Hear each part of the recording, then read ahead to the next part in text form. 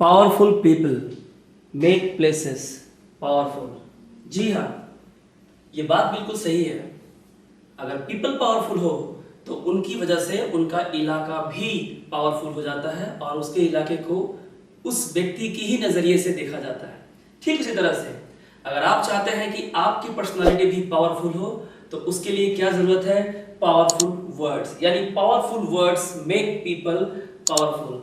Hello, मैं Rajesh sir, मैं स्वागत करता हूं आप सबका मेरे यूट्यूब चैनल काबिल अकेडमी पे, जहां पे ये अपने तरह का एक बहुत ही इंटरेस्टिंग सीरीज मैं शुरू कर रहा हूं जिसका नाम है powerful words make people powerful, जहां हम हर एक वर्ड्स के बारे में उसकी गहराइयों तक जाएंगे और सीखेंगे कि कैसे हमारी पर्सनालिटी, हमारे स्पोकन इंग्लिश को ये स्ट्रेंथ देता है और साथ साथ इसका सीधा सीधा रिलेशन हमारे बैंकिंग और एसएससी, डब्ल्यूबीसीएस, यूपीएससी एग्जाम्स में आने वाले क्वेश्चंस के साथ कैसा है। क्योंकि यहाँ पे जितने भी क्वेश्चंस मैं आज आपको कराने वाला हूँ, अलग अलग वर्ड जो आप देख सकते हैं यहाँ पे स्क्रीन पे, ये सारे बैंक में ऑलरेडी आ चुके हैं और इसलिए मैंने ऐसे ही सवालों को लिया है जिसका सीधा रिलेशन आपके एग्जाम से है। तो चलिए बिना समय गवाए हम लोग शुरू करते हैं। Powerful words make people powerful. सबसे पहले इसका डायरेक्शंस देख लेते हैं। Directions for questions 1 to 16। मैंने यहाँ 16 वर्ड्स लिए हैं जो आप थंबनेल पे देख सकते हैं और हम इनके बारे में सीधे रियल टाइम एग्जाम्स बेस्ड जो क्वेश्चंस है हम उन क्वेश्चंस को लेके इन्हें सॉल्व करने की कोशिश करेंगे। So in each of the following questions, the word given in bold is used in 4 different ways. Choose from the among options A, B, C or D where the usage of the word is incorrect. आप इस word को ध्यान दें, the usage of the word is incorrect और inappropriate। जी हाँ, यहाँ पे जो वर्ड दिया गया है जैसे कि आप देख रहे हैं none, और इसके नीचे A, B, C, D 4 sentence दिए गए हैं जहाँ पे none को यूज किया गया है।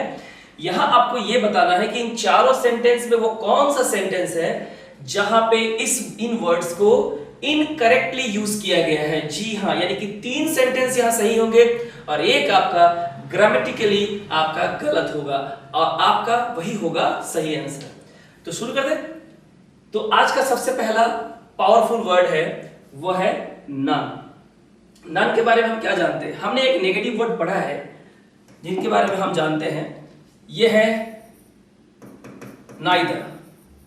नाइदर जिसे हम लोग नॉर के साथ भी इस्तेमाल करते हैं, है कि नहीं? और हम जानते हैं कि नाइदर और नॉर का इस्तेमाल टू पीपल और ऑब्जेक्ट्स के लिए होता है कि नहीं? यानी दो चीजों में अगर आपको नेगेटिव और अल्टरनेटिव विकल्प बताना है कि दोनों में से कोई नहीं, तब हम नीदर या नीदर नॉर का इस्तेमाल करते हैं। लेकिन नन का इस्तेमाल हम मोर देन टू, यानी कि हम नन का इस्तेमाल जो है मोर देन 2 ऑब्जेक्ट्स के लिए करते हैं, चाहे ऑब्जेक्ट्स हो चाहे वो पीपल हो, और नेगेटिव सेंस में करते हैं। ये बोलने की बिल्कुल जरूरत नहीं है कि नन एक नेगेटिव वर्ड है। तो चलिए देखते हैं और कोशिश करते हैं उस सेंटेंस को ढूंढ के निकालने के लिए जहां पे इसे गलत तरीके से इस्तेमाल किया गया है। सबसे पहला, नन ऑफ द स्टूडेंट्स, देखते रहते हैं, none of the students has performed well in the examination. इन चारों में नन का इस्तेमाल किया गया है और यहाँ पे है हमारा जो नाउन है वो है हमारा students. None of the 2 siblings is good in studies, यहाँ पे इस्तेमाल किया गया है 2 सिबलिंग्स के पहले। None of you is going to make the cut, यहाँ इस्तेमाल किया गया है यू के पहले। एंड नन ऑफ देम, यहाँ इस्तेमाल किया गया है देम के पहले। अगर आपने डेफिनेशन को सही से समझा है, if you have understood the definition that I have provided just then you can easily, by the time I was reading the questions, आप लोगों ने आंसर निकाल लिया होगा। तो यहाँ पे हमें ये देखना है कि नन का इस्तेमाल कहाँ किया गया। यहाँ देखिए पहले सेंटेंस में हमने नन का इस्तेमाल जो है स्टूडेंट्स के लिए किया है और यहाँ पे नंबर को स्पेसिफाई नहीं किया गया है, तो हम ये मान के चलेंगे कि यहाँ स्टूडेंट्स का मतलब होता है 2 से ज्यादा स्टूडेंट्स के लिए और नेगेटिव सेंस में है, यानी यहाँ पे इसका इस्तेमाल बिल्कुल भी सही है। अगर हम दूसरा देखें, none of the 2 siblings is good in studies. अगर हम ध्यान से देखें, हमने कहा था नन का इस्तेमाल 2 से ज्यादा पर्सन, प्लेस और ऑब्जेक्ट के लिए होगा, लेकिन यहाँ पे नन का इस्तेमाल 2 सिबलिंग्स के लिए यानी 2 के लिए किया गया है और हम जानते हैं 2 के लिए हमें नाइदर नॉर का इस्तेमाल करना पड़ता है। तो हमें लग रहा है कि यहाँ पे ये गलती है, बिल्कुल गलती है, लेकिन आगे ही पढ़ लेते हैं। नन ऑफ यू, यू यानी कि आप लोग, हम एक के लिए भी यू का इस्तेमाल करते हैं 2 के लिए भी और 200 के लिए भी यू का इस्तेमाल करते हैं। क्योंकि यहाँ पे नंबर स्पेसिफाई नहीं है, हम यही मान के चलेंगे कि यहाँ पे u जो है वो मोर देन 2 को डिनोट कर रहा है नंबर में, यानी यहाँ भी इसका इस्तेमाल बिल्कुल सही है। None of them third person plural number है, और यहाँ पे हम ये, चूंकि यहाँ भी नंबर स्पेसिफाई नहीं है, हम ये मान के चलेंगे कि यहाँ 2 से ज्यादा है। इसका मतलब यहाँ भी नन का इस्तेमाल बिल्कुल सही है। इसका मतलब यानी हमारा जो सेंटेंस नंबर बी है ये बिल्कुल यहाँ पे नन का इस्तेमाल इनकरेक्टली यूज किया गया है, क्योंकि यहाँ नंबर कितना है, नंबर स्पेसिफाई है 2, और इसलिए हम यहाँ पे 2 के साथ हम नन का इस्तेमाल नहीं कर सकते। सो हमारा करेक्ट आंसर क्या होगा, हमारा करेक्ट आंसर होगा ऑप्शन नंबर बी। मैं फिर से बता रहा हूं आपको, ये एग्जाम्स में आए हुए रियल टाइम एग्जाम्स क्वेश्चंस है, जो अलग अलग बैंकिंग के एग्जाम्स में लेटेस्ट पैटर्न के रूप में आए हैं, और आजकल क्वेश्चंस प्रीलिम्स में और मेंस में ऐसे ही आ रहे हैं। ठीक है, तो चलिए आगे देखते हैं। अ लिटिल का क्या मतलब होता है? अगर हमने अगर एडजेक्टिव पढ़ा है तो हम जानते हैं कि ये 3 तरह के होते हैं, अ लिटिल, लिटिल और आपका होता है द लिटिल, है कि नहीं? तो अगर हम इस सेंटेंस को ध्यान से देखें तो लिटिल का इस्तेमाल हम हमेशा नेगेटिव सेंस में करते हैं, जिसका मतलब होता है ऑलमोस्ट नन, नेगेटिव सेंस में इस्तेमाल होता है। द लिटिल का इस्तेमाल हम पॉजिटिव सेंस में करते हैं, जिसका मतलब होता है whatever there is, whatever there is। और a little का इस्तेमाल भी हम पॉजिटिव सेंस में करते हैं, not much but something is there। इनका अगर हम हिंदी में कहें तो इनका मतलब होता है थोड़ा। द लिटिल का मतलब होता है जो थोड़ा बचा हुआ है वही मुझे दे दो, whatever क्वांटिटी इज देयर, हम उनके लिए इस्तेमाल करते हैं द लिटिल का। ठीक है, लिटिल को हमेशा नेगेटिव सेंस में इस्तेमाल करते हैं, और सेंटेंस को पढ़ के आपको समझ में आ जाएगा कि सेंटेंस पूरी तरह से नेगेटिव है, वहां पे लिटिल का इस्तेमाल करेंगे। इसका मतलब होता है ऑलमोस्ट नन, यानी कि बिल्कुल भी नहीं। और अ लिटिल का इस्तेमाल हम पॉजिटिव सेंस में करते हैं, इसका मतलब होता है कि थोड़ा है, बहुत ज्यादा नहीं है, नॉट मच, लेकिन थोड़ा है। और याद रखिएगा अ लिटिल, लिटिल और द लिटिल जो है ये क्वांटिटी को एक्सप्रेस करता है, ये क्वांटिटी को एक्सप्रेस करता है, ये नंबर को एक्सप्रेस नहीं करता है, ये नंबर को एक्सप्रेस नहीं करता है। नंबर को एक्सप्रेस करने के लिए फ्यू, अ फ्यू और द फ्यू का हम लोग इस्तेमाल करते हैं, है कि नहीं? और ये अनकाउंटेबल यानी कि सिंगुलर अनकाउंटेबल नाउन के पहले हमें इनका इस्तेमाल करना है, सिंगुलर अनकाउंटेबल नाउन के पहले हमें इनका इस्तेमाल करना है। चलिए देखते हैं कि कहां पे ये सही है। तो सबसे पहला है, एक बार देख लेते हैं। तो पहला सेंटेंस है हमारा, I have a little information about the whole issue. I asked her to get a little sugar for my tea, and she could not jump because she was only a little girl. Okay, and a little did I know that he would create such a ruckus।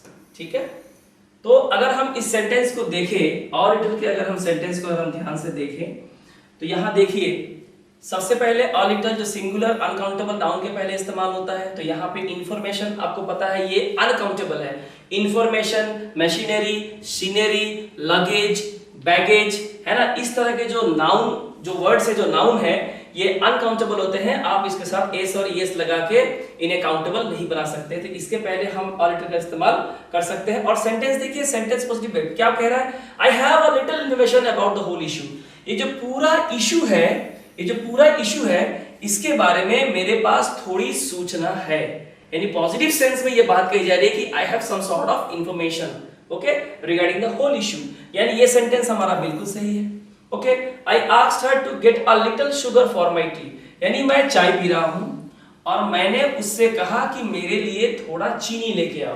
तो आप चाय P रहे हैं इसलिए आपको चीनी की जरूरत है, हम यहाँ पे लिटिल का इस्तेमाल नहीं कर सकते हैं, है नहीं। अगर हम यहाँ लिटिल का इस्तेमाल करेंगे तो सेंटेंस पूरा ही रॉन्ग हो जाएगा। आप चाय पी रहे हैं इसलिए आपको चीनी की जरूरत है, इसलिए मैंने थोड़ा चीनी मैंने मांगा। और शुगर क्या है? शुगर, राइस, मिल्क, वाटर, ये क्या होता है? अनकाउंटेबल नाउन होता है। जी हाँ, सिंगुलर अनकाउंटेबल नाउन, इसे हम काउंट नहीं कर सकते। यहाँ पे इसका इस्तेमाल बिल्कुल सही है। आगे देखते हैं, she could not jump because she was only little girl. वो जंप नहीं कर सकी, क्यों? क्योंकि वो एक छोटी सी लड़की थी। तो आप यहाँ पे देखिए, यहाँ पे अ लिटिल का जो इस्तेमाल किया गया है, इसका जो मतलब है वो ये बताने के लिए कि लड़की जो है छोटी है कि नहीं, एक पॉजिटिव सेंस में, ठीक है ना। अगर हम ये लिटिल का इस्तेमाल करेंगे तो पूरा सेंटेंस ही हमारा गलत हो जाएगा कि लड़की छोटी है ही नहीं। तो ये बिल्कुल सही है। और चौथा देखते हैं, a little did I know that he could create such a ruckus. अगर आप इस सेंटेंस को थोड़ा केयरफुली अगर एग्जामिन करें, यहाँ पे a little did I know, यहाँ पे सेंटेंस पे जोर देकर कहा गया है, सेंटेंस को प्रेशराइज किया गया है कि a little did I know that he would create such a ruckus. मतलब मुझे तो पता ही नहीं, लगभग मुझे पता ही नहीं था कि वो इस तरह का झमेला या बखेड़ा खड़ा भी कर सकता है, इस तरह का बखेड़ा भी खड़ा कर सकता है। यानी आप ये कह रहे थे मुझे तो विश्वास ही नहीं हो रहा, मुझे तो पता ही नहीं था, मतलब बहुत ही लिटिल नॉलेज था मेरे ऊपर। यानी कि सेंटेंस जो है हमारा नेगेटिव है और हमने यहाँ पे पॉजिटिव और लिटिल का इस्तेमाल किया है, यानी यहाँ पे लिटिल जो है बिल्कुल इनकरेक्ट है। जी हाँ, यहाँ पे लिटिल का इस्तेमाल बिल्कुल गलत किया गया है। सेंटेंस में एक नेगेटिव सेंस है और अगर नेगेटिव सेंस होता है तो वहां पे हम लोग लिटिल का इस्तेमाल करते हैं और लिटिल का इस्तेमाल बिल्कुल भी नहीं करेंगे। आई होप आपको ये समझ में आ गया होगा। आगे बढ़े, आगे है अ गुड डील। देखिए और कोशिश कीजिए इस सवाल को करने का। A good deal, a good deal का इस्तेमाल हम कहां करते हैं? This very important to understand कि हम अ गुड डील का इस्तेमाल हम कहां करेंगे ग्रामर में, इंग्लिश ग्रामर में हम इसका इस्तेमाल कहां करते हैं? जी हां, अ गुड डील का इस्तेमाल हम करते हैं अनकाउंटेबल नाउन्स के पहले। जी हां, ऐसे नाउन जिनको हम काउंट नहीं कर सकते, ठीक है। तो देखिए यहां पे अ गुड डील ऑफ, यहां भी है अ गुड डील, यहां भी है गुड डील ऑफ और यहां भी है अ गुड डील ऑफ। तो अगर आप इस सेंटेंस को ध्यान से देखें तो कोशिश कीजिए एक बार इस सेंटेंस को बनाने की और बताइए कि ए बी सी डी में से कौन इसका आंसर हो। कमेंट करके मुझे बताएं। सबसे पहले अ good deal of work. Work का मतलब होता है काम, और काम क्या होता है? ये सिंगुलर अनकाउंटेबल नाउन। जी हां, हम वर्क्स नहीं लिख सकते। वर्क का मतलब होता है काम, यानी कोई किसी भी काम को हम काउंट नहीं कर सकते। 1 वर्क, 2 वर्क, 3 वर्क एकदम नहीं कह सकते, इसलिए यहाँ पे अ गुड डील का इस्तेमाल किया जा सकता है। ओके, और यहाँ पे हम सिंगुलर वर्ब का इस्तेमाल कर रहे हैं। They have managed to seal a good deal. मतलब यहाँ पे अ गुड डील का क्या क्या कह रहे हैं? मतलब कि दे हैव मैनेज्ड, माने उन लोगों ने, माने to seal a good deal, उन लोगों ने एक अच्छा डील पाने में आखिर पा ही लिया, उन्होंने एक अच्छा डील पा ही लिया। तो यहाँ पे एक सेंस ये बताया जा रहा है कि उनको एक बहुत अच्छी डील मिली है, तो इस सेंस में ये बिल्कुल करेक्ट है। आगे देखें, A good deal of pens is not working। अगर आप देखें यहाँ गुड डील के बाद हमने पेन्स का इस्तेमाल किया है। हमें पता है कि पेन सिंगुलर वर्ड है और इसका प्लूरल हम बना सकते हैं पेन्स। यानी पेन जो है एक नाउन है जो काउंटेबल होता है, जिसे हम काउंट कर सकते हैं 1 pen, 2 pens, 3 pens, 400 pens, 4000 pens, यानी कि ये काउंटेबल नाउन है। और अभी हमने कहा कि अ गुड डील का इस्तेमाल हम अनकाउंटेबल नाउन के पहले करते हैं। इसका मतलब यहाँ पे हम बता सकते हैं कि यहाँ पे गुड डील का इस्तेमाल बिल्कुल गलत जगह किया गया है।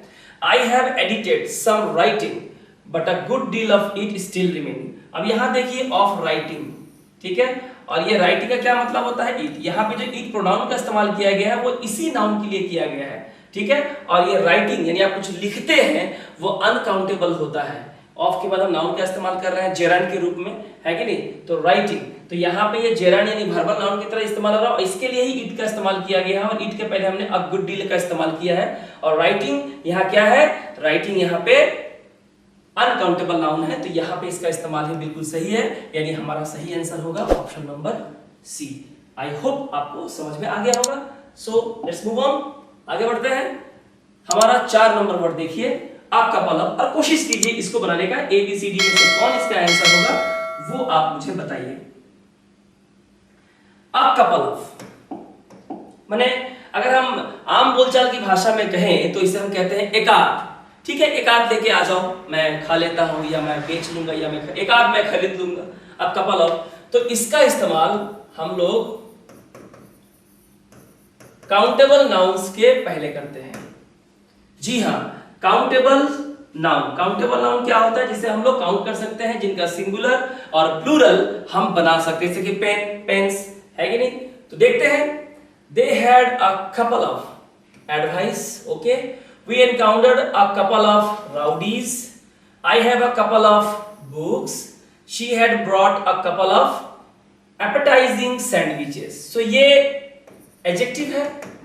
कैसा सैंडविच है? एपेटाइजिंग, तो एडजेक्टिव है, और ये है हमारा नाउन। सो ये नाउन है, ये नाउन है, ये नाउन है, और ये भी नाउन है। लेकिन हमें ये बताना है कि यहाँ पे काउंटेबल या अनकाउंटेबल नाउन कौन सा है। तो हम जानते हैं, जिस तरह से अभी मैंने कहा, information, scenery, machinery, luggage, baggage, उसी श्रृंखला में आता है एडवाइस। एडवाइस यानी कि सलाह, और आप सलाह को यानी कि एडवाइस को आप काउंट नहीं कर सकते, क्योंकि ये अनकाउंटेबल नाउन की कैटेगरी में आता है। और अभी हमने कहा था कि अ कपल ऑफ का इस्तेमाल जो है काउंटेबल नाउन के पहले होगा। राउडीज काउंटेबल नाउन है, यानी कुछ मस्तान दादा, या रास्ते में हम जा रहे थे और हमें कुछ मस्तान लोग मिल गए, वहां पे मनचले मिल गए।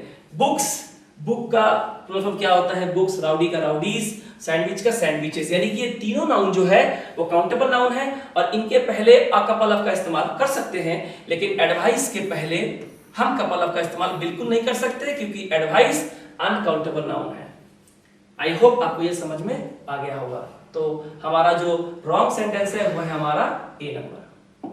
आगे बढ़े, आगे हम देखते हैं योर्स। बहुत ही इंपॉर्टेंट है, और आपने पर्सन में आपने पढ़ा होगा कि ये जो योर्स है, ये यू का जो कि सेकेंड पर्सन या का सेकेंड पर्सन है, सेकेंड पर्सन सिंगुलर भी यू होता है, सेकेंड पर्सन प्लूरल भी यू होता है, और इसी का जो पॉजेसिव केस होता है, दो होता है, एक होता है योर और एक होता है योर्स।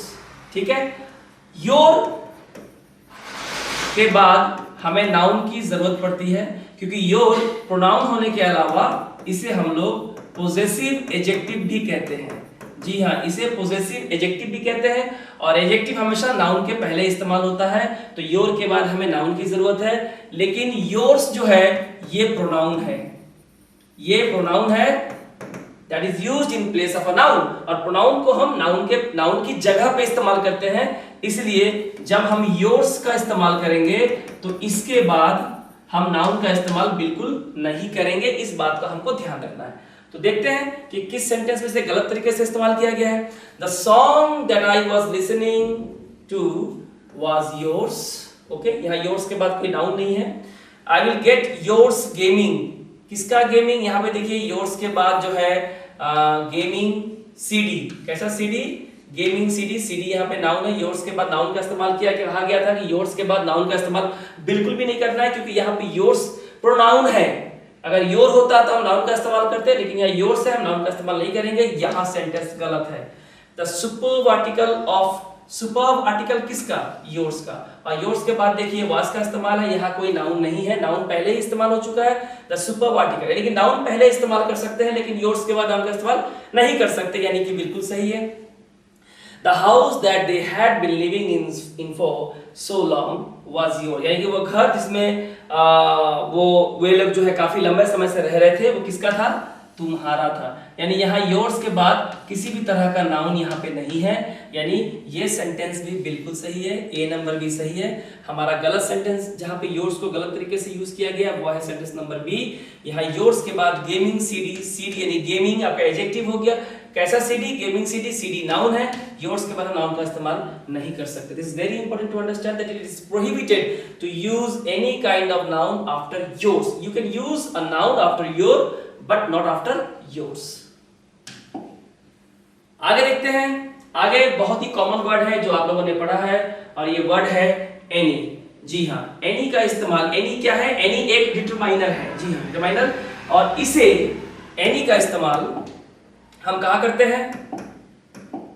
एनी का इस्तेमाल हम करते हैं नेगेटिव और क्वेश्चन सेंटेंस में। जी हाँ, इसका generally we use the word any in negative and interrogative, that is question sentences to ask questions. So negative sentence का क्वेश्चन सेंटेंस हम इसका इस्तेमाल करेंगे। देखते हैं, do you have any money left, क्या तुम्हारे पास कुछ पैसे बचे हैं? और आपको पता है कि मनी क्या है, मनी एक अनकाउंटेबल नाउन है, सिंगुलर अनकाउंटेबल नाउन। भले ही मनी को कितना भी गिन ले, लेकिन ये अनकाउंटेबल नाउन की कैटेगरी में फॉल करता है।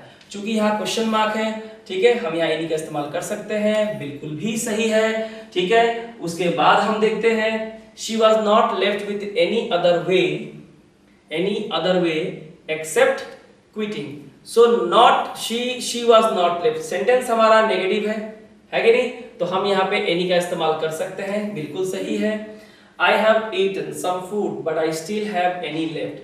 अब इस सेंटेंस को प्रोसेस करने से पहले हम ये पढ़ लेते हैं, आई डू नॉट, यानी यहाँ पे नेगेटिव सेंस है। I do not have any more cookies, मेरे पास और कोई कुकीज नहीं है। चूंकि सेंटेंस नेगेटिव सेंस डिनोट कर रहा है, हम यहाँ पे एनी का इस्तेमाल कर सकते हैं, ठीक है। और एनी के बाद यहाँ पे नाउन का इस्तेमाल है, यहाँ भी एनी के बाद नाउन का इस्तेमाल है, ओके। देन वे, ये भी सही है। अब यहाँ देखिए सेंटेंस नंबर सी में आप क्या देख पा रहे हैं, I have eaten some food, okay, मैंने कुछ खाना खाया है, but I still have any left. इस सेंटेंस में आप ध्यान देखिए, ना तो यहाँ क्वेश्चन सेंटेंस है और ना ही सेंटेंस में किसी तरह का नेगेटिव वर्ड का इस्तेमाल किया गया है, लेकिन फिर भी यहाँ पे एनी को डाला गया है जोर जबरदस्ती, और यही सेंटेंस में गलत यूज है। It is wrong use of any in this particular sentence where the sentence is not negative and not even asking any kind of question. So यहाँ क्वेश्चन मार्क भी नहीं है, नेगेटिव सेंस भी नहीं है, यहाँ पे हम एनी का इस्तेमाल नहीं करेंगे। सम का इस्तेमाल बिल्कुल सही है, हम किसी और का इस्तेमाल कर सकते हैं, लेकिन एनी का इस्तेमाल यहाँ बिल्कुल नहीं कर सकते। Only in negative and question sentence you can use the word any. I hope it is very much clear to you. आगे बढ़े, आगे देखिए, आगे आपके पास जो वर्ड है वो है आपका मेनी। मेनी का इस्तेमाल हम लोग कहां करेंगे, ठीक है। मेनी का इस्तेमाल, मेनी से आपको पढ़ के लग रहा है, मेनी मैंने सो मेनी, यानी कि बहुत सारे, है कि नहीं? लेकिन मेनी का इस्तेमाल करना है आपको काउंटेबल नाउन्स के पहले। मैंने अभी कहा countable nouns are those nouns which can be made plural by adding S और ईएस। ये वो नाउन होते हैं जिनका सिंगुलर होता है, जिनका प्लूरल हम एस या ईएस या किसी और तरीके से बना सकते हैं, उनके पहले हमें इनका इस्तेमाल करना है। तो अब देखिए, अपार्ट फ्रॉम दिस, इसके अलावा भी I have many more things to worry about. So यहाँ मेनी का इस्तेमाल किया गया है और नाउन कौन सा है, थिंग, ये नाउन हो गया हमारा। अगर हम आगे देखें, I see there are many, और यहाँ पे इंफॉर्मेशन हमारा नाउन है। So I see there are many information on this subject, okay. Many people, यहाँ पे मेनी का इस्तेमाल किया गया है और यहाँ पे पीपल के पहले मेनी है, पीपल हमारा हो गया noun. So many people will be coming to visit us this Saturday. Okay, she has told them many. Okay, told them many times. Many times ये भी हमारा क्या है, हमारा नाउन है जो फ्रीक्वेंसी को शो करता है। तो अगर आप सेंटेंस को ध्यान से देखें तो हमारे पास चार नाउन है, थिंग्स, इंफॉर्मेशन, पीपल और टाइम। और हमें ये डिसाइड करना है कि मेनी नाउन के पहले तो इस्तेमाल होता है, पर वो नाउन किस कैटेगरी में फॉल करना चाहिए, काउंटेबल नाउन की कैटेगरी में फॉल करना चाहिए। और अभी हमने पिछले वाले क्वेश्चन में बताया था कि इंफॉर्मेशन जो होता है, information, machinery, scenery, luggage, baggage, advice, है ना, काउंसलिंग, ये जो नाउन्स होते हैं ये अनकाउंटेबल होते हैं। आप इंफॉर्मेशन के साथ एस नहीं लगा सकते, इंफॉर्मेशंस नहीं होगा। आप सीनरी के साथ सीनरीज नहीं लगा सकते, आप लगेज के साथ लगेजेस, बैगेजेस नहीं लिख सकते, एडवाइस को एडवाइसेस नहीं लिख सकते। यानी इस पर्टिकुलर सेंटेंस में मेनी के बाद जो नाउन इस्तेमाल किया गया है वो अनकाउंटेबल है, जबकि मेनी के बाद हमें काउंटेबल नाउन चाहिए जो कि थिंग्स है, पीपल है, पीपल है ना, और यहाँ पर टाइम्स है जो कि काउंटेबल नाउन है। तो यहाँ जो गलत, जो रॉन्ग इस्तेमाल किया गया है वो है हमारा सेंटेंस नंबर बी। तो I hope you all got the point. So let's move on, आगे देखते हैं। बहुत ही कॉमन सा वर्ड है, आप लोग ये जानते हैं, ये वर्ड है ट्वाइस। ये क्या है, ये एक मल्टीप्लायर डिटरमाइनर है, एक मल्टीप्लायर डिटरमाइनर है। तो इसका क्या मतलब होता है, तो हम देखते हैं। इसका मतलब होता है टू टाइम्स, इसका जो मतलब होता है वो होता है टू टाइम्स, है कि नहीं। और इसे काउंटेबल और अनकाउंटेबल दोनों ही नाउन के साथ हम इसका इस्तेमाल कर सकते हैं। जी हाँ, तो ये इसका हिस्ट्री हो गया। ट्वाइस यानी कि 2 टाइम्स, काउंटेबल और अनकाउंटेबल नाउन दोनों के साथ हम इसका इस्तेमाल कर सकते हैं। देखते हैं, I have twice as many solutions as you. Solutions यानी कि ये काउंटेबल नाउन है, तो हम यहाँ पे I have twice as many solutions है, तुम्हारे पास जितने समाधान है मेरे पास उसका 2 गुना है ना, ये कहना चाह रहा है। तो यहाँ मेनी के बाद सॉल्यूशन यानी कि ये काउंटेबल नाउन है, बिल्कुल सही है, कोई प्रॉब्लम नहीं है, countable noun. Okay, she called twice when you were not around, यानी कि जब तुम नहीं थे तो उसने तुम्हें 2 बार पुकारा। यहाँ ट्वाइस का मतलब होता है 2 टाइम्स। सिंपली यहाँ पे ये कहना चाह रहा है कि जब तुम वहां नहीं थे तो उसने तुम्हारा नाम 2 बार पुकारा, यानी कि 2 टाइम्स। तो बिल्कुल सही है, यहाँ तो कुछ करना है नहीं, यहाँ भी सही है, यहाँ भी सही है। आगे देखें, this assignment is going to require twice the effort. यहाँ पे ट्वाइस यानी कि जितना आप प्रयास करते हैं उससे कहीं ज्यादा दुगना प्रयास करना है अगर आपको एग्जाम पास करना है तो। एफर्ट यहाँ पे नाउन है, हम यहाँ पे इसके पहले ट्वाइस का इस्तेमाल कर सकते हैं, काउंटेबल अनकाउंटेबल दोनों के पहले हम इस्तेमाल कर सकते हैं, यानी यहाँ भी सही है। इसका मतलब डी में कुछ ना कुछ तो गलती होगा। He has twice, okay, working as she. अब यहाँ देखिए वर्किंग, यहाँ जो है वर्किंग जो है यहाँ पे एक वर्ब की तरह एज अ वर्ब यहाँ पे यूज हो रहा है। और हम जानते हैं कि ट्वाइस का इस्तेमाल हम पार्ट्स ऑफ स्पीच में नाउन के पहले करते हैं जो काउंटेबल या अनकाउंटेबल होता है, लेकिन वर्ब के पहले इसका इस्तेमाल बिल्कुल भी नहीं करना है।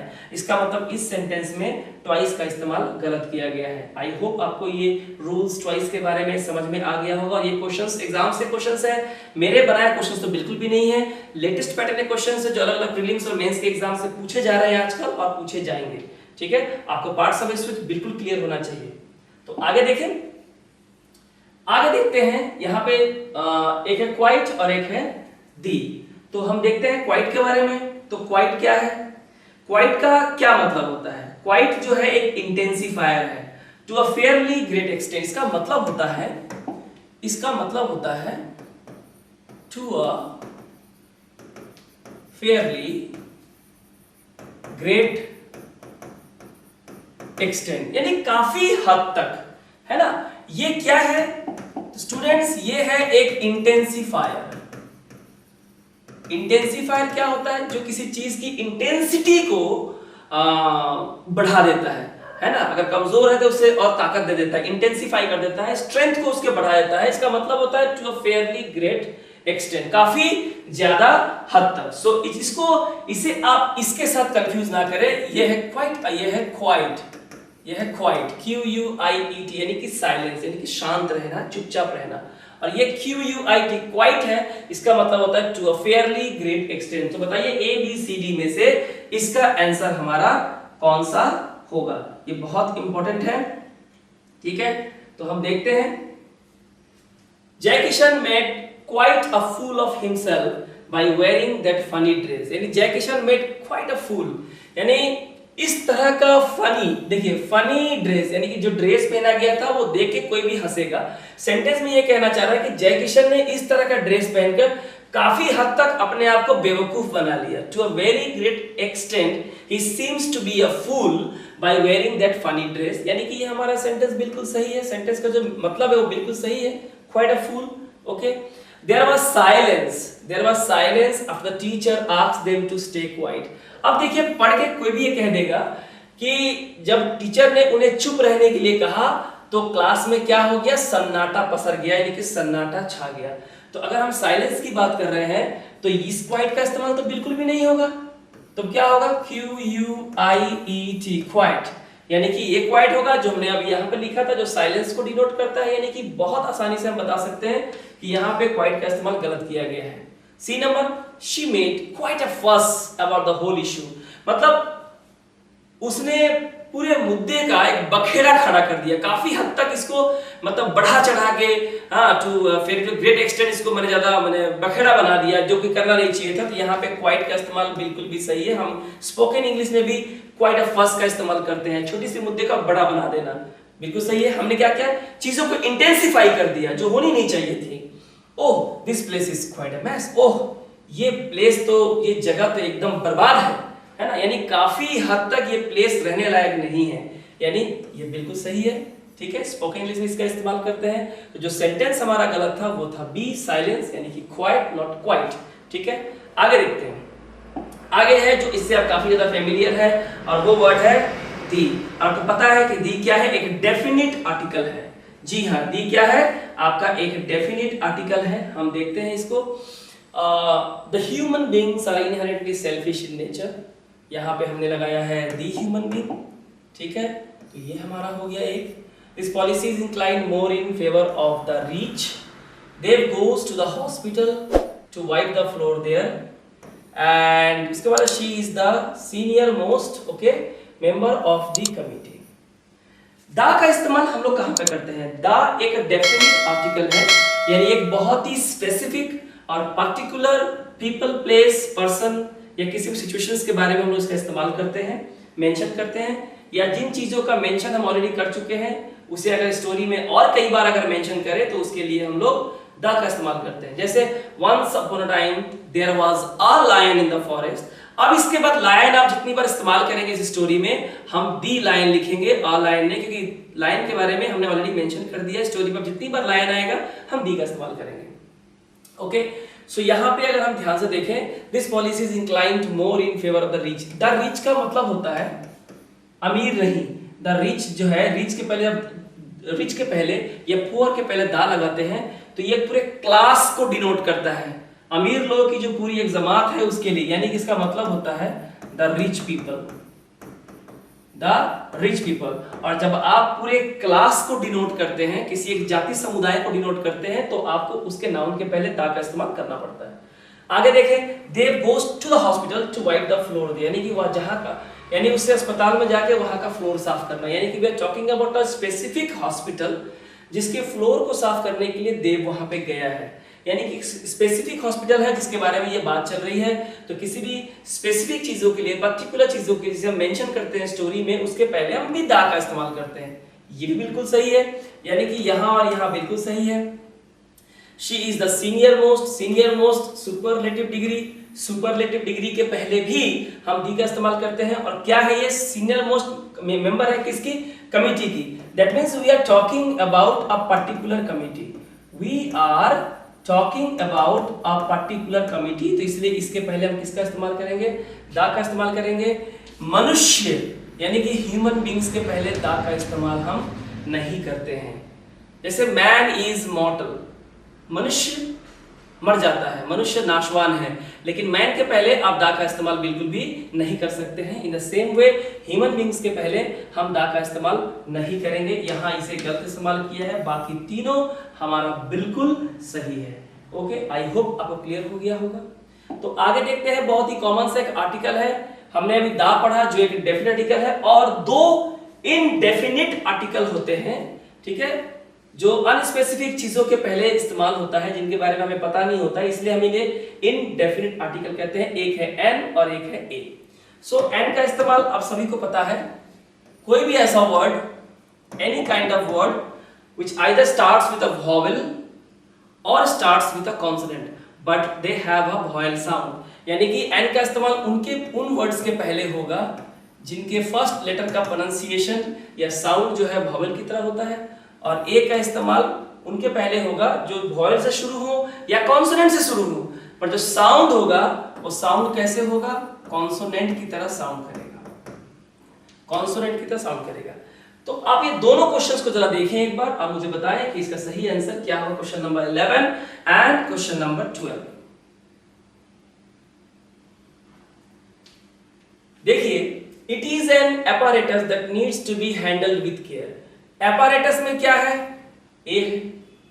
जिन लोगों को इस साउंड को, यानी कि वॉवेल साउंड और कॉन्सोनेंट साउंड, जिन लोगों को आर्टिकल को लेके काफी दिक्कत होती है, उनके लिए बता दूं, आप लोगों ने हिंदी में स्वर वर्ण और व्यंजन वर्ण तो पढ़ा होगा। जी हाँ, जिसे हम लोग इंग्लिश में वॉवेल और कॉन्सोनेंट कहते हैं। आपने जो अ और आपने जो आ पढ़ा होगा, बांग्ला में शौर्य और शौर्या, हिंदी में अ पढ़ा होगा, तो इसे हम लोग क्या कहते हैं? स्वर वर्ण कहते हैं।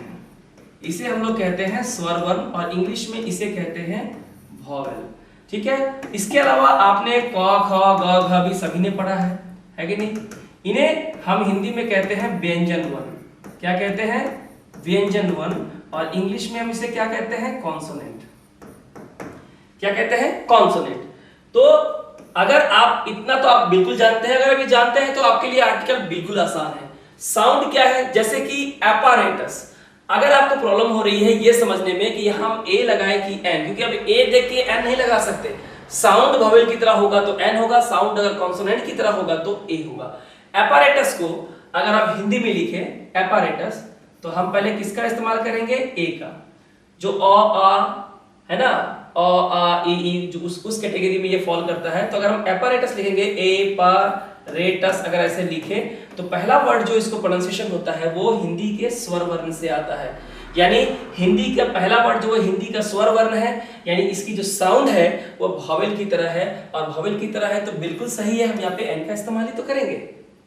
ठीक इसी तरह से Preeti has been working hard to solve an arithmetic question. यहां भी देखिए एन का इस्तेमाल, अरिथमेटिक। अगर आप अरिथमेटिक को हिंदी में लिखें तो ए अरिथमेटिक, है ना, हम ऐसे तो लिखते हैं। तो पहला वर्ड कौन सा आता है, ए। ए किस कैटेगरी में फॉल करता है, स्वर वर्ण, यानी कि व्यंजन स्वर वर्ण की कैटेगरी में फॉल करते हैं। हम लोग क्या कहते हैं, वॉवेल। यानी इस अरिथमेटिक का जो पहला साउंड है वो वॉवेल की तरह है, इसलिए यहां भी हम लोग एन का इस्तेमाल करेंगे, बिल्कुल सही है। इसके बाद देखिए, they were watching an European movie when I went to meet their place. अब देखिए यहाँ पे एन का इस्तेमाल किया गया है, यहाँ पे एन का इस्तेमाल किया गया है आपका यूरोपियन। यूरोपियन को अगर आप हिंदी में लिखे यूरोपियन, अगर आप ध्यान से देखें तो पहला लेटर जो साउंड आ रहा है वो य है। हिंदी का क्या है, य है। बांग्ला में आप जानते हैं। तो ये किस कैटेगरी में फॉल करता है, क ख य र ल व त ल श, यानी कि ये कॉन्सोनेंट की कैटेगरी में फॉल करता है, व्यंजन वाली कैटेगरी में फॉल करता है। इसका साउंड यानी यूरोपियन का पहला लेटर ई वॉवेल होने के बावजूद भी इसका साउंड जो है वो कैसा है, कॉन्सोनेंट की तरह है, और इसलिए यहाँ पे एन का इस्तेमाल नहीं होगा, यानी यहाँ एन का गलत इस्तेमाल किया गया है। अभी आपको समझ में आ गया होगा। It is an honour to receive you. अब देखिए ऑनर, यहाँ पहला लेटर एच है जो कि कॉन्सोनेंट है, लेकिन अगर आप इसे हिंदी में लिखे तो इसे हम लोग ऐसे लिखते हैं ऑनर, और पहला लेटर जो है ये एच साइलेंट है, एच का उच्चारण नहीं होता है, उच्चारण अ से होता है जो कि स्वर वर्ण है, यानी कि वॉवेल साउंड है, इसलिए यहाँ भी एन का इस्तेमाल होगा, यानी सही है। हमारा रॉन्ग सेंटेंस कौन होगा, हमारा रॉन्ग सेंटेंस होगा सेंटेंस नंबर सी। ठीक इसी कैटेगरी में ए कॉन्सोनेंट साउंड के पहले होगा, यानी ऐसा कोई भी वर्ड जिसे आप हिंदी में अगर लिखें तो उसका पहला लेटर अगर वो क ख ग यानी व्यंजन वन या कॉन्सोनेंट साउंड की तरह होता है तो वहां पे ए लगाना है। और आप बिना इसे हिंदी में लिख के भी समझ सकते हैं, जैसे यूरोपियन, तो यू को हम लोग ऐसे लिखते हैं ना, वाई ओ यू, यूरोपियन। तो ये क्या है, ये कॉन्सोनेंट नहीं है, वाई हमारा कॉन्सोनेंट है, इसलिए यहाँ पे ए का इस्तेमाल होगा। देखते हैं क्वेश्चन नंबर 12 देखिए और इसका आंसर कीजिए। देखते हैं, I have a very interesting story tell you. देखिए वेरी यानी कि भाव, और भाव जो है वो क ख कैटेगरी में फॉल करता है, यानी कि व्यंजन वन, यानी कि इसका साउंड कॉन्सोनेंट है, ए का इस्तेमाल बिल्कुल सही है। We have a pet dog, कैसा डॉग है, पेट डॉग, प यानी कि कॉन्सोनेंट है, कॉन्सोनेंट साउंड है, ए का इस्तेमाल होगा। The rupee is trading at 64 $, अभी रूपी का वैल्यू जो है वो $1 कितने का है, 64 रुपए का है। तो यहाँ पे डी कॉन्सोनेंट साउंड है। अब हिंदी में लिखेंगे तो भी ड आएगा जो क ख कैटेगरी में फॉल करता है, तो ए का इस्तेमाल बिल्कुल सही है। Yashovardhan is a heir to the cinema. देखिए इसका प्रोनाउंसिएशन ठीक से करना होगा, यहाँ भी एच है ऑनर की तरह, लेकिन यहाँ पे एच का प्रोनाउंसिएशन नहीं होता है, यहाँ प्रोनाउंसिएशन होता है वो ई की तरह, ईयर, और इसका मतलब होता है डिसेंडेंट, यानी कि उत्तराधिकारी, उत्तराधिकारी बोलते हैं यहाँ पे। तो यहाँ पे चूंकि प्रोनाउंसिएशन ई से है, यानी कि इसका साउंड जो है वॉवेल की तरह है, ईयर, यहाँ पे ई से प्रोनाउंसिएशन हो रहा है, यानी कि वॉवेल साउंड हो रहा है, एच का प्रोनाउंसिएशन यहाँ नहीं है, इसलिए यहाँ पे वॉवेल यानी एन की जरूरत है, ए की नहीं, यानी यहाँ इसे इनकरेक्टली इसे यूज किया गया है। It's very important to understand such thing, क्योंकि अभी आपको लग रहा होगा काफी आसान है, पर ये एग्जाम्स के ही आए हुए क्वेश्चन है, और एग्जाम्स में बैंकिंग एग्जाम और अलग एग्जाम्स जो है अब अलग अलग तरीके से आपके पार्ट्स ऑफ स्पीच के नॉलेज को चेक कर रहे हैं कि आप पार्ट्स ऑफ स्पीच और ग्रामर में कितने स्ट्रांग हैं। अगर आप स्ट्रांग हैं तो हर पैटर्न के सवाल को आप सॉल्व कर सकते हैं, और मैं अपने इस सीरीज में powerful words make people powerful, इस सीरीज में आपको हर वर्ड्स और हर पार्ट्स ऑफ स्पीच को क्वेश्चंस के माध्यम से बेहतरीन तरीके से समझाने की कोशिश करूंगा, बशर्ते आप वीडियो को शुरू से लेकर लास्ट तक जरूर देखें। आगे देखते हैं, आगे जो वर्ड है वो है हमारा सच, और सच एज आपने पहले भी इसके बारे में सुना है कि नहीं? तो हम इनका इस्तेमाल जो है कहां पे करेंगे, ठीक है? तो देखिए सच और इसके साथ एक और वर्ड जो हम साथ में इसका इस्तेमाल करते हैं वो होता है सच एज। जैसे कि सच और सच एज, तो ये क्या है? ये एक्सटेंड, ये सिग्निफाई द ये extent of quality of noun, यानी कि जो नाउन है, ये जो नाउन है वो नाउन की क्वालिटी का जो एक्सटेंट है उसको डिनोट करता है, यानी कि नाउन के लिए इस्तेमाल होता है। अगर ये नाउन के लिए इस्तेमाल होता है तो इसे किसी और पार्ट्स ऑफ स्पीच के साथ में इस्तेमाल बिल्कुल भी नहीं करना है। तो हम देखते हैं क्वेश्चन नंबर 13 जो सच दिया हुआ है, आंसर करने की कोशिश करें। चलिए देखते हैं, such a working can not be completed now, इस तरह का काम अभी खत्म नहीं हो सकता। यहाँ पे सच का इस्तेमाल वर्किंग के साथ हुआ है। ओके, हम जानते हैं कि वर्क जो होता है वो अनकाउंटेबल नाउन होता है, और वर्क के साथ हम अगर हम आईएनजी लगा दें तो ये वर्ब की तरह इस्तेमाल होता है, यानी कि ये क्या है? वर्ब है। अगर इतना ही हमको पता है तो हम यहीं पे कह सकते हैं कि यहाँ सच का इस्तेमाल बिल्कुल गलत है, क्योंकि हम सच का इस्तेमाल वर्किंग के पहले नहीं लगा सकते, और ना ही आर्टिकल को वर्ब के पहले इस्तेमाल किया जाता है। ए, एन और डी, इन तीनों का इस्तेमाल नाउन के पहले ही करना होता है, जबकि वर्किंग तो नाउन है ही नहीं। सच इंस्टेंसेस का मतलब होता है एग्जाम्पल्स, किसका? ऑफ के बाद हम बता रहे हैं केयरलेसनेस। किसी भी वर्ड के साथ जब आप नेस का इस्तेमाल करते हैं, NESS नेस, तो वो हमारा बन जाता है नाउन। ABLE कंफर्टेबल नाउन बन जाता है। TION इंफॉर्मेशन नाउन बन जाता है। इस तरह से हम वर्ड्स को नाउन में कन्वर्ट कर सकते हैं। तो यहाँ पे सच का इस्तेमाल नाउन के लिए हुआ, बिल्कुल सही है।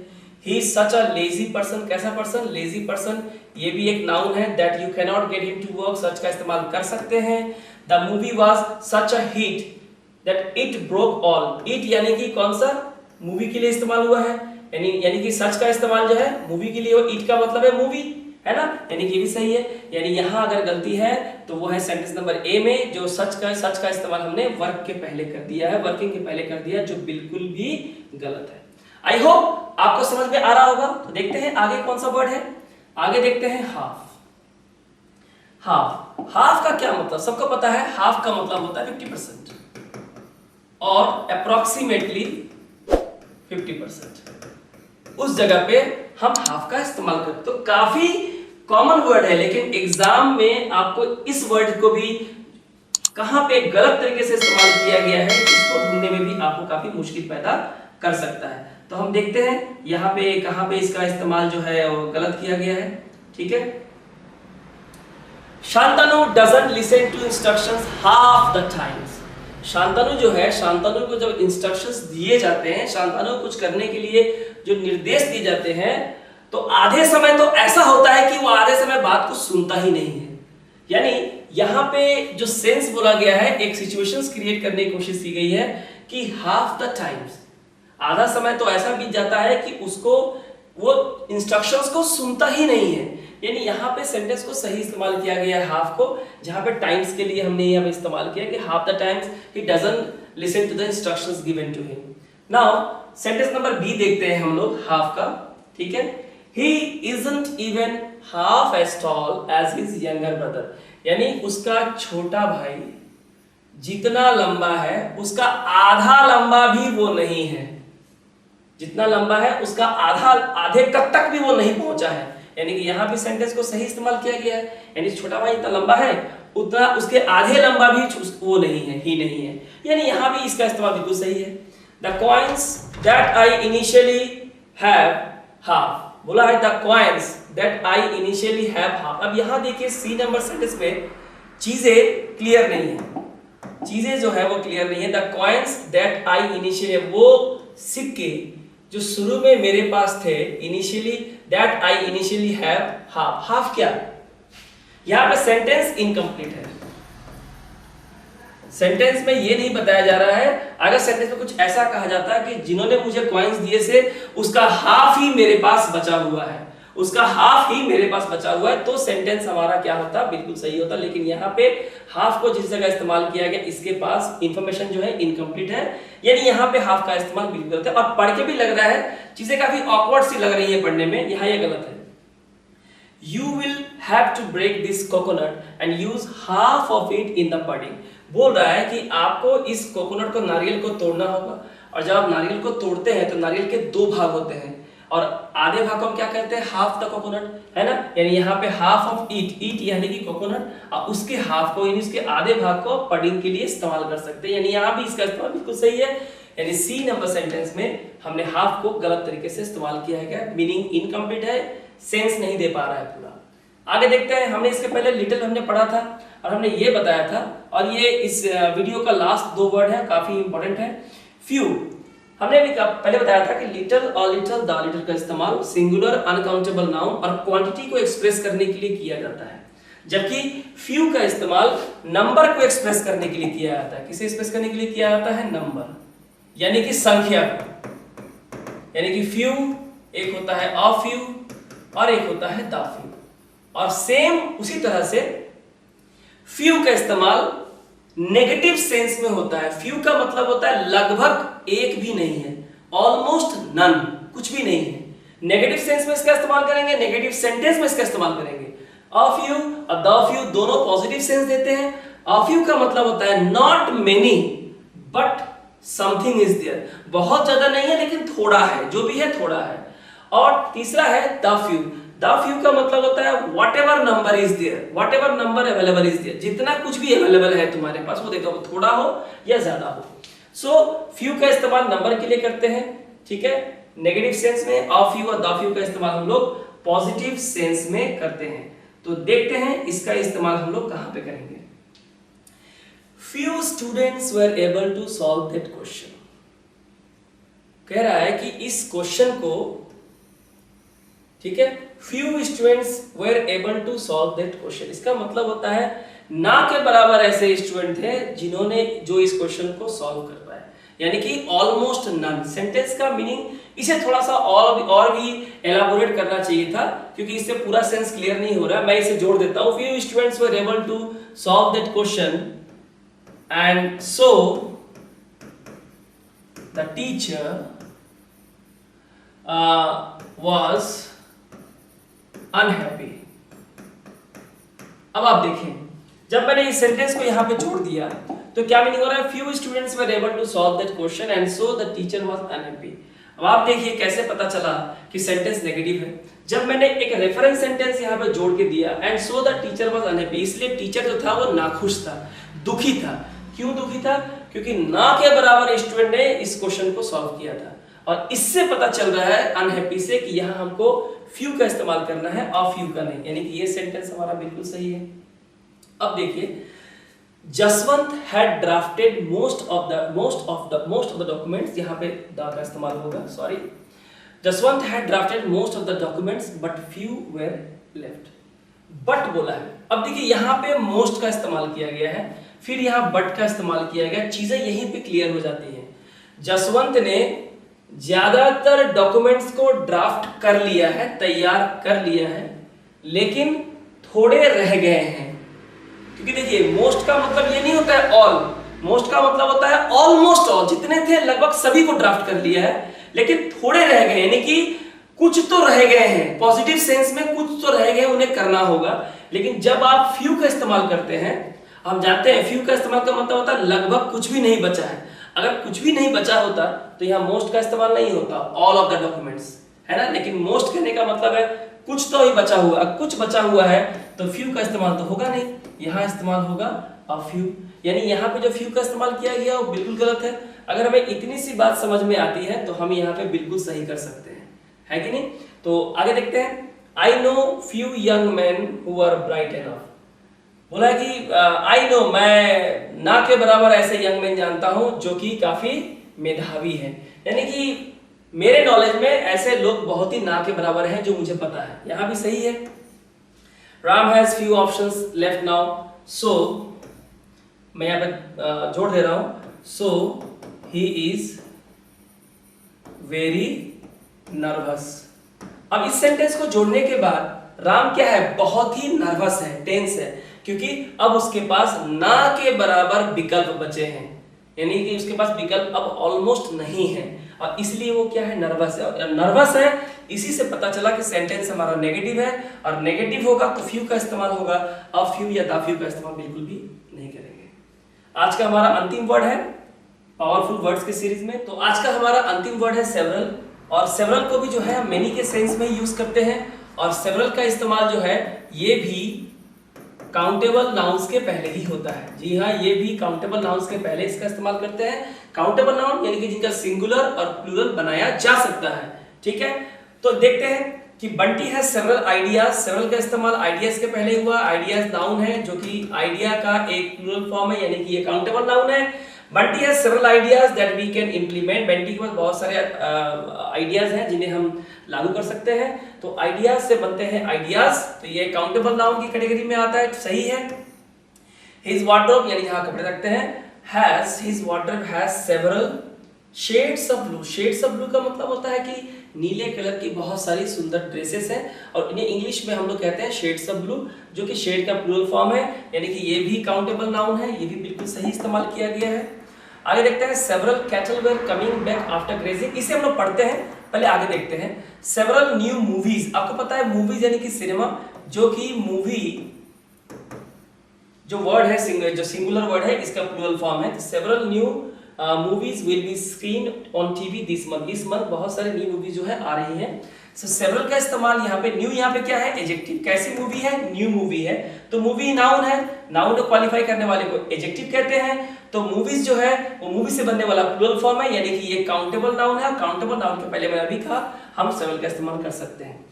दोस्तों कुछ वर्ड्स हैं जिन्हें हमें जानना बहुत जरूरी होता है, जैसे कि हमने देखा था इंफॉर्मेशन, सीनरी, लगेज, बैगेज जो है उनका प्लूरल नहीं बन सकता, वो सिंगुलर सेंस में यूज होते हैं। उसी तरह से ठीक उसके ऑपोजिट कैटल, वर्मिन, जेंट्री, है ना, कैवलरी, घुड़सवार, पैदल घुड़सवार जो होते हैं, इन्फेंट्री एटसेट्रा, ये कुछ ऐसे वर्ड्स हैं जो ऑलरेडी प्लूरल में है, इनके साथ आप एस या ईएस लगा के प्लूरल नहीं बना सकते, यानी कैटल को आप कैटल्स, वर्मिन को वर्मिन्स या जेंट्री को जेंट्रीज आप नहीं कह सकते, क्योंकि ये ऑलरेडी प्लूरल है, ये ऑलरेडी अनकाउंटेबल नाउन है, और अनकाउंटेबल नाउन अगर है तो कैटल के पहली बात तो कैटल के साथ आपको एस और एस लगाना ही नहीं है, क्योंकि ऑलरेडी ये प्लूरल वर्ड है, और ये अनकाउंटेबल है, और अनकाउंटेबल नाउन के पहले हम सेवरल का इस्तेमाल बिल्कुल नहीं करते हैं, इन्हें उन नाउन से पहले इस्तेमाल करते हैं जिनका सिंगुलर और प्लूरल बनाया जा सकता है। तो यहाँ पे सी नंबर सेंटेंस में सेवरल का इस्तेमाल गलत किया गया है, अनकाउंटेबल नाउन के पहले इस्तेमाल कर दिया है। सो आई होप आज का आपको ये वीडियो क्लियर हुआ होगा, जो कि एक सीरीज है, इसका नाम है powerful words make people powerful. तो बिल्कुल सही है, ये वो क्वेश्चंस हैं जो एग्जाम्स में आ चुके हैं और एग्जाम्स में आएंगे, सारे लेटेस्ट पैटर्न पे बनाए हुए क्वेश्चंस हैं जो आपको एग्जाम से क्वेश्चन को डील करने में काफी मदद करेंगे। तो वीडियो को लाइक करें, शेयर करें, सब्सक्राइब जरूर करें, बेल नोटिफिकेशन प्रेस करें, ताकि जो भी नई वीडियोस बन रही है उसकी नोटिफिकेशन आपको मिले। और एक बहुत इंपॉर्टेंट बात कि आज ही मैंने टेंस के ऊपर, हालांकि पहले भी मैंने टेंस के ऊपर 13 वीडियो मैंने लॉन्च की है, उसी 13 वीडियो को मैंने मर्ज करके एक कंप्लीट टेंस की वीडियो जो 7 घंटे की मैराथन है और जो आपकी पूरी जिंदगी को बदल के रख देगा, because tense is the mother of English grammar. तो उस 7 घंटे की वीडियो को जरूर देखें। टेंस की वो वीडियो देखने के बाद जो मैंने बनाई है जिसका नाम है टेंस का भौकाल, जी हाँ, टेंस का भौकाल, इस वीडियो को जरूर देखें। इस वीडियो को देखने के बाद टेंस की दूसरी किसी भी वीडियो को देखने की आपको बिल्कुल जरूरत नहीं है, जहां पे प्रैक्टिकल एग्जांपल्स, एग्जाम्स में आए हुए क्वेश्चंस, टेंस में डिफरेंस, कैसे उसको यूज करेंगे, स्पोकन इंग्लिश में कैसे टेंस के नॉलेज को आप इस्तेमाल करते हैं, सब कुछ उस वीडियो में है। और कंप्लीट सीरीज है, फ्री ऑफ कॉस्ट है, पेड वीडियो थी लेकिन आपके लिए मैंने उसे फ्री बनाया है ताकि आप उसे पढ़ के बेहतर एग्जाम दे सके। तो आज के लिए इतना ही, वीडियो को लाइक कर दे, मिलते हैं आपसे अगले वीडियो में। Thank you.